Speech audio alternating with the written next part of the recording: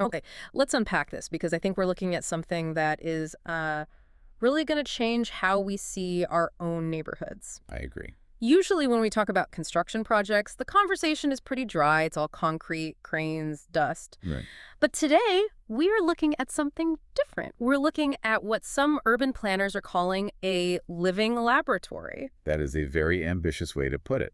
But, in this case, it might actually be accurate. I'm sticking with it because this isn't just about putting up walls. It's about how a city, specifically Montreal, is trying to solve three massive tangled problems at the same time.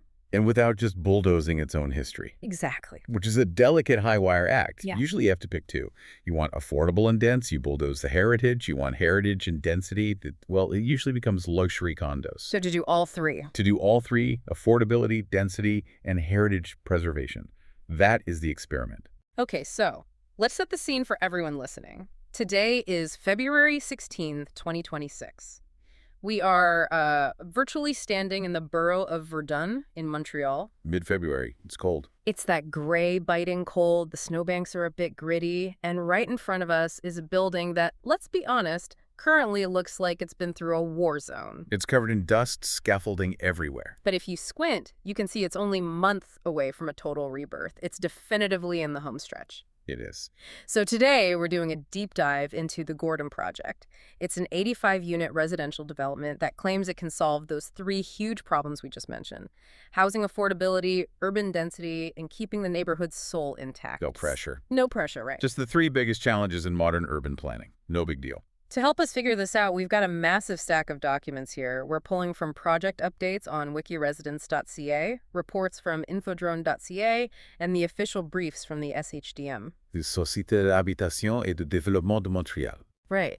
And what stands out from these sources is the tension. It's not a victory lap yet. It's a case study in friction. The friction between 1950s concrete and 2026 energy codes, and the friction between a perfect vision and the messy reality of construction. Yeah, because I'm looking at this and thinking, yes, the 15-minute city, this is perfect. I can see there's a but coming. You're giving me that look that says, hold on a minute. Well, the vision is excellent. The idea of a 15-minute city where you can live, work, and play within a short walk, that's the gold standard.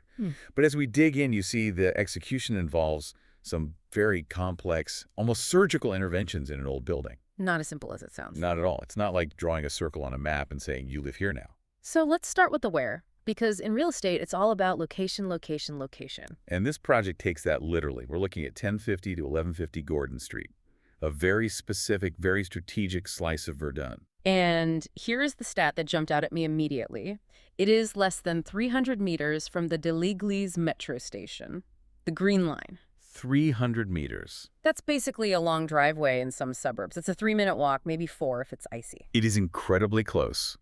And this is where we need to unpack the concept of TOD, or transit-oriented development. I see that acronym everywhere in these reports. What does it actually mean on the ground? Is it just jargon? Here, it's not just jargon, it's geometry. Yeah. TOD isn't just about being near a train station. It's a design philosophy where the proximity dictates the lifestyle. So the goal is to reduce car dependency. Drastically. When you put 85 households that close to a high-frequency metro, you aren't just offering them a ride, you're engineering a lifestyle shift. You're making it easier not to drive than to drive. Precisely. The sources estimate this location will generate over 200 additional daily trips on public transport, or active transport. Let's pause on that. That's 200 trips every single day. In a different location, those would likely be 200 car trips engines starting, exhaust puffing out. Exactly. And that connects to the bigger picture of carbon footprints. We often think of green buildings as having solar panels or something. Right, the flashy stuff. But the single biggest factor is usually transportation. We are talking about potential savings of several tons of CO2 annually here, simply because people are walking 300 meters to the metro instead of turning a key in an ignition. And it's not just the metro, right? It's right near Wellington Street. Which is huge. Wellington has immense commercial vitality. If you live here, you're walking to get your groceries, your coffee, your prescriptions. You don't need a car trunk. So it's great for the environment, it's convenient, but let's talk about the social side, because Verdun has been changing. Well, Fast. it has. It's been on every coolest neighborhoods list for a few years now. And the sources mention a phrase that feels pretty heavy: wild gentrification. It is a major concern. When a neighborhood becomes desirable, like Verdun has, property values skyrocket. It's simple supply and demand. And speculators come in? They do. They flip buildings, renovate them into high-end condos, and suddenly the people who made the neighborhood vibrant, the artists, the seniors, the working families, they can't afford to live there anymore. So how does the Gordon Project fight that? Because usually a shiny new renovation is the cause of that price hike. Not the solution. Right. This is where it gets fascinating. Back in 2023, the city of Montreal made a very bold move. They used a legal tool called the right of first refusal.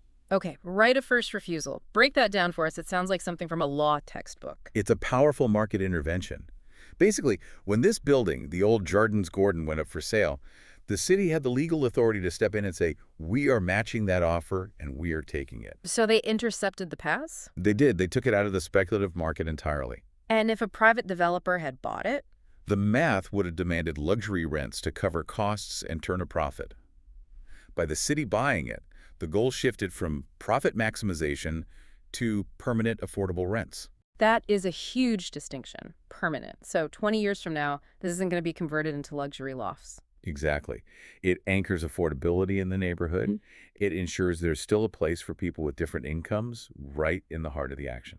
Okay, so they bought the building, but they didn't buy a shiny new tower. They bought a building from the 1950s. A three-story building from the 1950s, to be exact. And looking at its history, it used to be a seniors residence, an RPA, and then in 2024, it was briefly an emergency shelter. Which just highlights the desperate need for diverse housing in the city. The building has served vulnerable populations before. But here's my question, and I'm sure some listeners are thinking it too. It's old. It needs work. Why didn't that just bring in the wrecking ball and build something new? Wouldn't that be easier? Easier, maybe. Better. The experts involved, specifically ad hoc architects, would argue no. The philosophy here is transform rather than demolish. Transform rather than demolish. I like that. It sounds purposeful. It's about sustainability, sure. Demolition creates a massive amount of waste, releases all the embodied carbon in the concrete, but it's also about character. Keeping the heritage shell. And making it work for 2026 needs.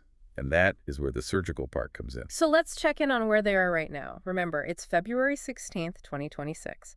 The sources say they're deep in the interior finishing and code compliance phase. Right. So the heavy lifting, the structural, scary stuff is mostly done. The facade work is completed. But here's a detail that shows the complexity.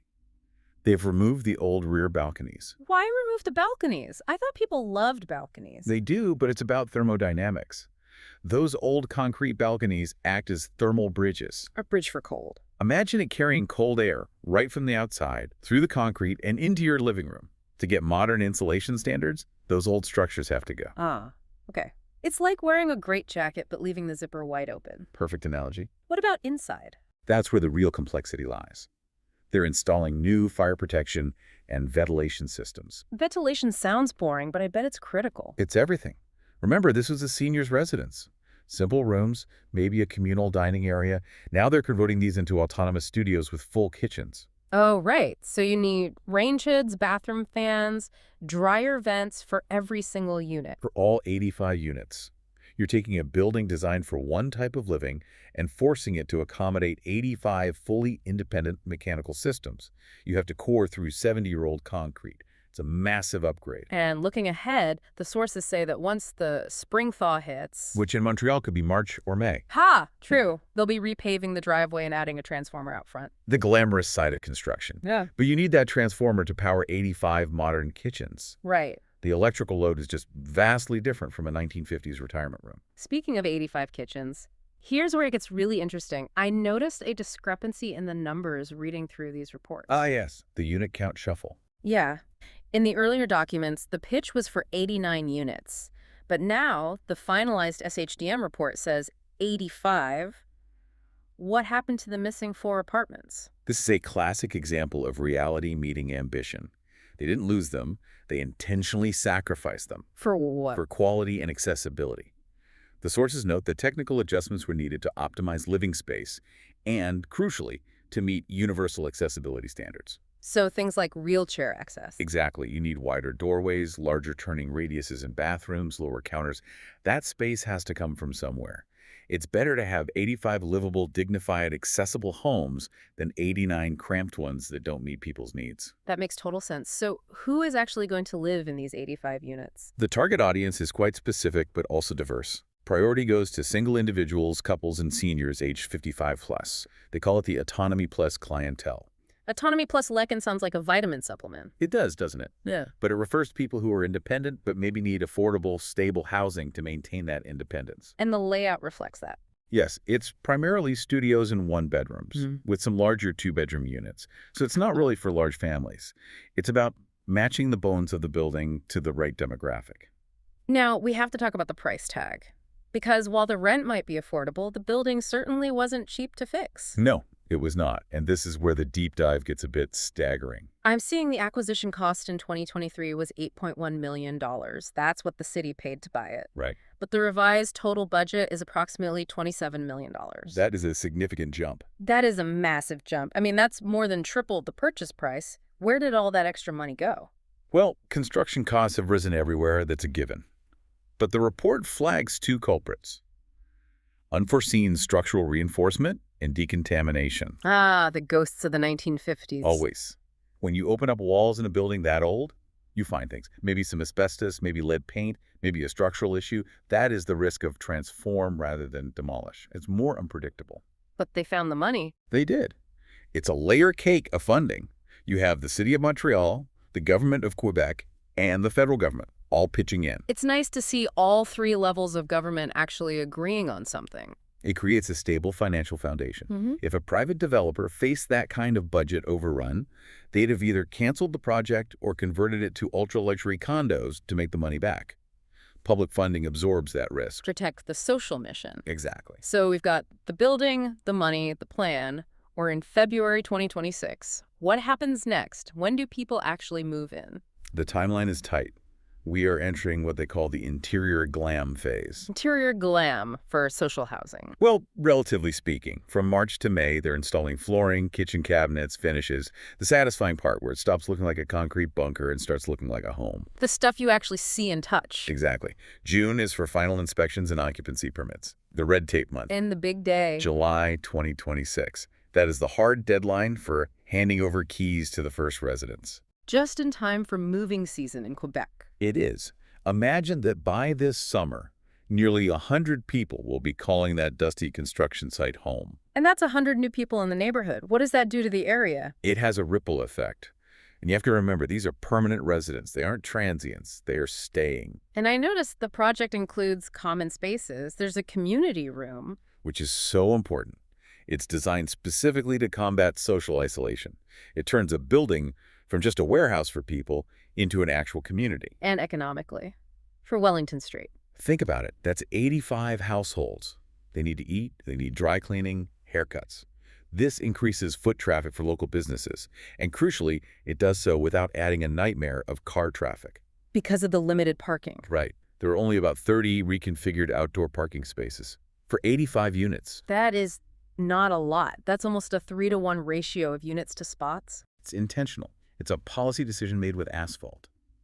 If you move here, you are likely not bringing a car. You become a pedestrian, a cyclist, a transit user. You become part of the street life.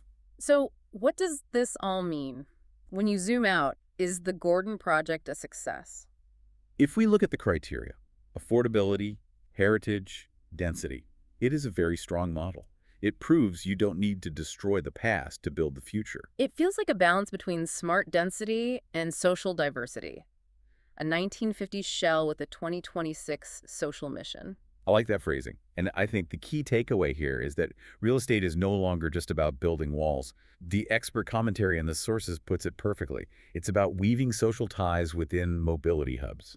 That sounds poetic, but it's actually really practical. It is. The success of this project isn't just that the roof doesn't leak. It's the resilience it adds to the Verdun neighborhood. It keeps a mix of people there. Young, old, different incomes, protected from the market forces that would usually push them out. It's like an anchor. Precisely. An anchor in a very turbulent housing market. Well, this has been fascinating. It really changes how I look at those scaffolding-covered buildings. I usually just walk past and complain about the noise.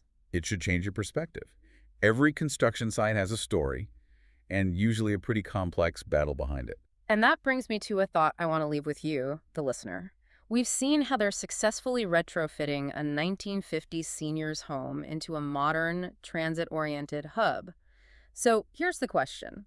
What other obsolete buildings in our own cities are just waiting for a second life? That is the question. We walk past empty schools, old factories, maybe even abandoned strip malls every day.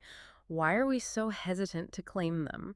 Why do we default to demolition? Maybe the solution to the housing crisis is already standing right in front of us, just waiting for a little vision. And maybe some structural reinforcement. And a really good ventilation system. And definitely a really good ventilation system. Thanks for joining us on this deep dive. Next time you're near de l'Église Metro, take a look at 1050 Gordon Street and see how it's coming along. Until next time. See you then.